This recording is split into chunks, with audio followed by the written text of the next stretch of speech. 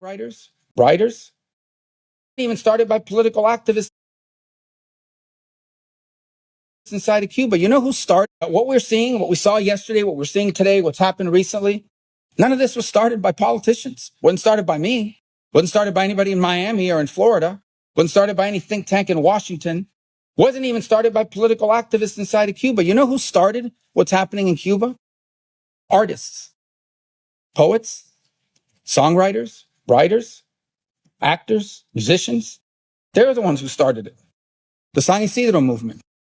Because they came after them.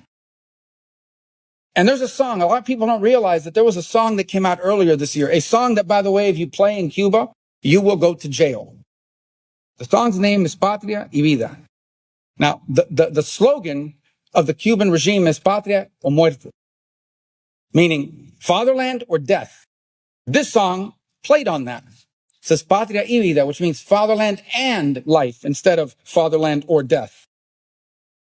And the song is extraordinarily powerful because it was written by people and sang by people who have lived this reality and are living this reality. So powerful that, as I said, you'll go to jail in Cuba if you play it. What the song basically says in its lyrics is, why can't people think different ways and not be treated as enemies? Why is life so good for party insiders and their families, but there's no food for average Cubans? Seems to be no embargo for the Cuban regime and those and their family members. Why can you build luxury hotels while our homes are crumbling? Why do Cubans have to suffer the indignities? The indignities of simple things like not being able to bathe with soap, not being able to use deodorant, not having toothpaste.